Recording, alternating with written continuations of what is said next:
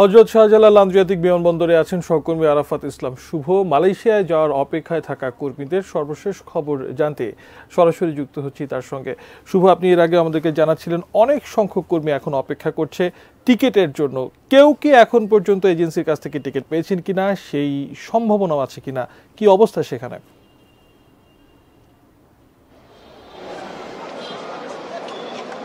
জি শশী, প্রথমত হচ্ছে যারা এখনো যেতে পারেনি তাদের সংখ্যা যে পরিমাণ তার তুলনায় কিন্তু যারা যেতে পারবেন সেটি খুবই নগণ্য।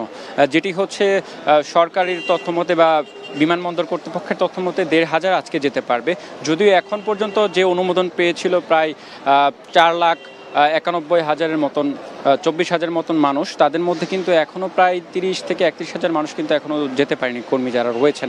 সেক্ষেত্রে যারা আমার পেছনে যদি এই মুহূর্তে দেখানোর চেষ্টা করি অপেক্ষমান যারা প্রবাসী কর্মী রয়েছেন তাদের হাতে যেটি দেখতে পাচ্ছেন তাদের কিন্তু যে দেয়া হয়েছিল টিকিটের কথা বলে সেটি কিন্তু তারা যেটি বলছেন যে তাদের ভুয়া টিকিট দেওয়া হয়েছে।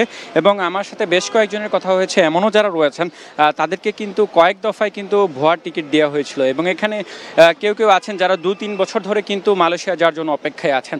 যেহেতু আজ মধ্যরাতে মালয়েশিয়াগামী যে প্রবাসী কর্মীর যে ফ্লাইট সেটি বন্ধ হয়ে যাচ্ছে, তার ফলে কিন্তু এখন তারা খাদের কিনারায় এসে পৌঁছেছেন এবং তারা যেমনটি বলছেন তাদের দেয়ালে পিঠ থেকে গেছে।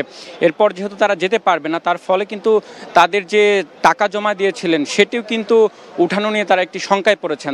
তারা যদিও তাদের যে ট্রাভেল এজেন্সি তাদের সাথে নিয়মিত কথা বলে যাচ্ছেন এবং ট্রাভেল এজেন্সি থেকেও তাদেরকে যে আশা দেওয়া হচ্ছে এবং তাদেরকে যেটি বলা হচ্ছে যে সময় বাড়ানো হবে বা বাড়ানো হয়েছে এমনটি তাদেরকে আশা দেওয়া হচ্ছে, আশা ব্যক্ত করা হচ্ছে। এবং বেশিরভাগ ক্ষেত্রেই তারা প্রতি ঘন্টায় ঘন্টায় যোগাযোগ করছেন, তাদেরকে বলা হচ্ছে কিছুক্ষণ অপেক্ষা করার জন্য। এরকম করতে করতে কিন্তু এখানে অনেকেই রয়েছেন যারা সকাল থেকে এখন পর্যন্ত বিমানবন্দরে অপেক্ষামন রয়েছেন।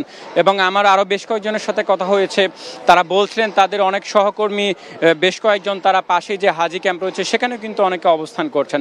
সব মিলে যেটি বলা যেতে পারে যে শেষ পর্যন্ত তারা যেতে পারবেন কিনা এটি এখন বড় প্রশ্ন হয়ে দাঁড়িয়েছে। এবং তারা যদি না যেতে পারে তাহলে তাদের টাকা তারা ফেরত পাবে কিনা সেটিও একটি বড় প্রশ্নের বিষয়। সব মিলে এখন পর্যন্ত এই ছিল আমার কাছে শাহজালাল আন্তর্জাতিক বিমানবন্দর থেকে মালয়েশিয়ায় গ্রামী যারা প্রবাসী কর্মী রয়েছে তাদের যাওয়ার সর্বশেষ আপডেট।